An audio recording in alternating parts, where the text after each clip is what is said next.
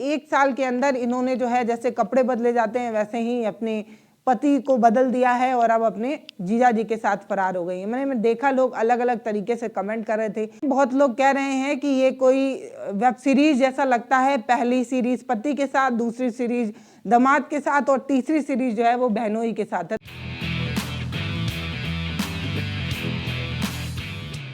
मेरे पीछे दिख रही महिला आपको याद है, 10 महीने पहले इन्होंने अपने ही दामाद से शादी रचाई थी। अपनी लड़की की शादी के कुछ दिन पहले ही अपने दामाद के साथ भागकर इस महिला ने शादी रचाई। कह सकते हैं कि सास ने अपने ही दामाद से शादी रचाई। अब 10 महीने बाद ये फिर से चर्चाओं में है। चर्चा इसलिए है क्योंकि इन्होंने अपने दामाद को टाटा बाय बाय करके अब अपने जीजा के साथ जो है वो अपनी जिंदगी आगे बढ़ाने का फैसला लिया है। अब इनको लेकर तमाम लोग कह रहे हैं कि अगर भागने का कोई ओलंपिक हो तो पक्का गोल्ड मेडल तो पक्का है। कुछ लोग ये लिख रहे हैं कि मिल्खा सिंह के बाद दूसरी या मिल्खा सिंह से भी ज़्यादा भागने वाली अगर कोई महिला है तो ये महिला है। तो ये महिला कौन है और इनकी चर्चा इतना ज़्यादा क्यों है वो आपको बताऊंगी। दरअसल लेकिन इस घटना को देखकर एक बात कहने का मन कर रहा है कि आजकल हमारे जो रिश्ते हो गए हैं ना, वो किसी फिल्म के सीन जैसे लगते हैं। एक महिला जिसकी बेटी की शादी थी, वो महिला अपनी बेटी का सुहाग बनाने से पहले, उसकी ज़िंदगी बसाने से पहले खुद ही भाग जाती हैं, खुद ही अपना परिवार बसाने लगती हैं। कितना अजीब लगता है सुनकर। रिश्ते के धागे अब कितने कमज़ोर हो गए हैं, ये इस घटना से हमें पता चलता है। तो अलीगढ़ की ये घटना है। ये महिला आपको नज़र आ रही होंगी स्क्रीन पर।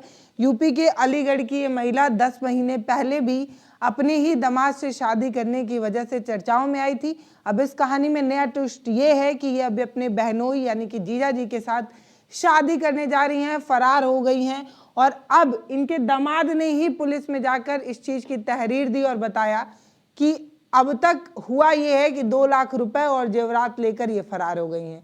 तो इस तरीके का ये मामला आया है। इस पूरे मामले में चिंता जो है वो दामाद को लेकर है, क्योंकि दामाद जिसने अपने सास के साथ जिंदगी बसाने के लिए परिवार तक को छोड़ दिया, सोसाइटी से बाइकॉट तक भी किया गया, मतलब समाज ने इन पर थू थू की, परिवार ने इनसे नाता तोड़ लिया, इसके बावजूद भी इन्होंने अपनी सास का दामन नहीं छोड़ा, उनका साथ नहीं छोड़ा।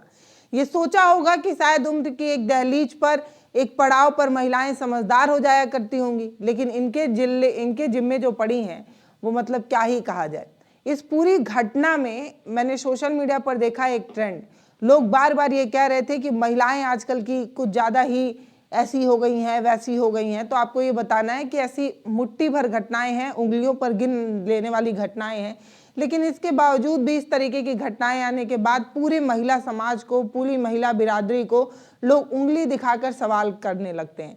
क्या आज किसी भी घर में कोई महिला एक बहू के रूप में नहीं रह रही है? क्या सारी महिलाएं इस तरीके का काम कर रही हैं? क्या सारी लड़कियां इस तरीके का काम कर रही हैं?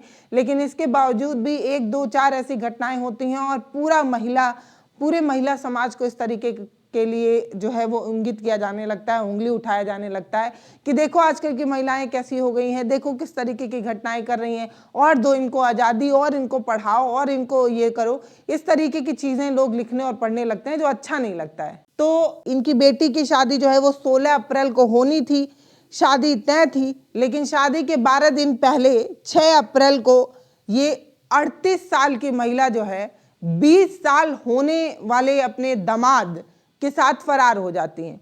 और अब 10 महीने बीते हैं। 6 फरवरी 2026 में ये उस दामाद को टाटा बाय करके अपने जीजा के साथ फिर से फरार हो गई हैं। और ये सब कुछ उनके दामाद ने ही पुलिस को जाकर बताया और ये बताया कि ये सारी चीज़ें हो गई हैं। इतना ही नहीं, उन्होंने ये शिकायत बिहार के सीतामढ़ी में दर्ज कराई, क्योंकि अपना घर छोड़ने के बाद ये दोनों लोग बिहार के सीतामढ़ी में रह रहे थे। लेकिन सीतामढ़ी पुलिस ने जब इनके बारे में कोई कार्रवाई नहीं की, तब ये वापस जो है वो मेरठ आते हैं, अलीगढ़ आते हैं, माफ़ कीजिएगा, अलीगढ़ आकर ये फिर से शिकायत दर्ज कराते हैं, क्योंकि जो इनकी सास हैं वो अलीगढ़ की रहने वाली हैं। अब अलीगढ़ की पुलिस का ये कहना है क्योंकि ये मामला बिहार का है, नेपाल बॉर्डर का है, तो आपको वहीं पर जाकर शिकायत दर्ज करानी होगी, वहीं पर आपको कोई राहत वगैरह मिलनी होगी तो मिलेगी, हम यहाँ पर क्या कर सकते हैं। तो एक थाने से दामाद जी को दूसरे थाने और दूसरे थाने से दामाद जी को दूसरे थाने जो है वो भेजा जा रहा है। दामाद तो माथा पकड़कर इसलिए बैठा है कि सनम बेवफा निकल गई, जिसे सबसे ज्यादा जो है इसने भरोसा किया था, जिस पर ये सोचकर भरोसा किया था कि बेटी की माँ, जिससे उस मतलब आप समझिए कि एक महिला जिसकी बेटी की शादी उनके साथ होनी है, वही महिला जो है इस तरीके का रिश्ता बनाती हैं, अपने दामाद के साथ फरार हो जाती है। ये घटना कुछ महीने पहले मैं बता रही हूँ कि मतलब 25 में खूब सुर्खियों में आई थी, लोगों ने इस पर खूब चर्चा की थी, लेकिन हमने एक कंटेंट, एक वीडियो तक नहीं बनाया था। हमने सोचा कि मुट्ठी भर ऐसी महिलाएं हैं, अब ये इन लोगों पर क्या ही चर्चा करनी है। लेकिन अब ये मामला दूसरी बार इसलिए ज़्यादा सेंसिटिव हो गया है क्योंकि यहाँ एक कहानी एक लड़के की है जो दामाद के रूप में यहाँ विक्टिम बना पड़ा है। उसने न जाने क्या कुछ सोचा होगा। दरअसल जब शादी तय हुई तो एक सास अपने दामाद से बातचीत करती ही हैं, लेकिन ये बातचीत बढ़ते बढ़ते इतनी बढ़ गई कि प्यार मोहब्बत हो गया। सास पहले हालचाल पूछने के लिए फ़ोन किया करती थी, लेकिन हालचाल रिश्तेदारी कम प्यार में बदल जाएगी, ये किसने ही सोचा था। परिवार वालों को जब तक इस चीज़ का अंदेशा होता, जब तक उन्हें ऐसा लगता कि कुछ गड़बड़ होने वाला है, तब तक तो ये लोग फरारी हो गए थे। तो दामाद ने आरोप दर्ज कराया है, एक शिकायत दर्ज कराई है, जिसमें ये बताया गया कि 5 दिन पहले महिला बहनोई के साथ फरार हो गई हैं। बिहार की सीतामढ़ी में उन्होंने एक शिकायत दर्ज कराई। दादो थाना क्षेत्र में तहरीर दर्ज कराते हुए बताया कि 6 फरवरी को जब वो काम करने गए थे, तभी गंगीरी क्षेत्र के रहने वाले बहनोई घर पर आते हैं, बहला फुसलाकर सपना को साथ ले जाते हैं, और साथ में जब वो महिला जाती हैं तो अपने साथ 2 लाख रुपए और जेवरात लेकर जाती हैं। पहले उन्होंने सीतामढ़ी जिले के पुलिस स्टेशन में अपनी शिकायत दर्ज कराते हुए बताया कि बहनोई ने बहला फुसलाकर मेरी पत्नी उफ सार्स को भगा ले गया है।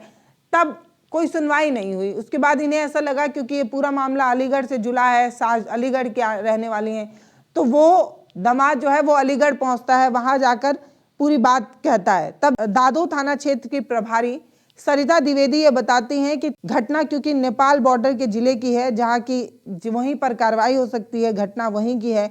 अलीगढ़ की पुलिस इसमें क्या कर सकती है जब बिहार का मामला है। अब आप ही बताइए हम इसमें क्या करें। अगर आपको पुलिस से मदद चाहिए तो आपको वहीं पर शिकायत दर्ज करानी होगी जहां का ये मामला है। अब ये पूरी घटना जो है हमने आपको बताई कि कैसे 40 तक पहुंचने वाली 38 साल की एक महिला अपने ही दामाद के साथ जो है वो फरार होती हैं। उसके बाद इस तरीके की चर्चाएं होती हैं। अब चर्चा इसलिए ज़्यादा बढ़ती जा रही है क्योंकि 1 साल के अंदर इन्होंने जो है जैसे कपड़े बदले जाते हैं वैसे ही अपने पति को बदल दिया है और अब अपने जीजा जी के साथ फरार हो गई है। मैंने देखा लोग अलग अलग तरीके से कमेंट कर रहे थे। अब इस महिला पर आपकी जो भी राय हो वो आप हमें कमेंट सेक्शन में लिखकर जरूर बताइएगा कि इन महिलाओं को क्या नाम दिया जाए। और ये महिलाएं जो इस तरीके की घटनाएं कर रही हैं, एक माँ का सबसे बड़ा सपना यही होता है कि वो अपनी बेटी के घर को बसने का दिन देखें, उनका घर बसाएं, लेकिन घर बसता, शादी होती, उसके 12 दिन पहले वो अपने ही बेटी के पति यानी कि दामाद के साथ फरार हो जाती हैं। देखिए इस पूरी खबर को अलग अलग जगहों पर अलग अलग तरीके से जो है वो प्रकाशित भी किया गया है। तो देखिए इस खबर को अलग अलग जगहों पर कैसे लिखा जा रहा है। पहले होने वाला था दामाद, अब जीजा, थाने पहुंची सास का चौंकाने वाला दावा, कहानी में फिर से नया मोड़। अलीगढ़ की गजब प्रेम कहानी की अजब कहानी एक बार फिर से सुर्खियां बटोर रही है। सास और होने वाले दामाद की लव स्टोरी में नया ट्विस्ट आ गया है। 10 माह तक राहुल के साथ रहने के बाद महिला उसे छोड़कर चली गई। राहुल का आरोप है कि महिला अपने जीजा के साथ चली गई है। वह घर से 2 लाख रुपए और नकदी लेकर गई है। वहीं महिला ने भी राहुल पर बंधक बनाकर पीटने का आरोप लगा दिया।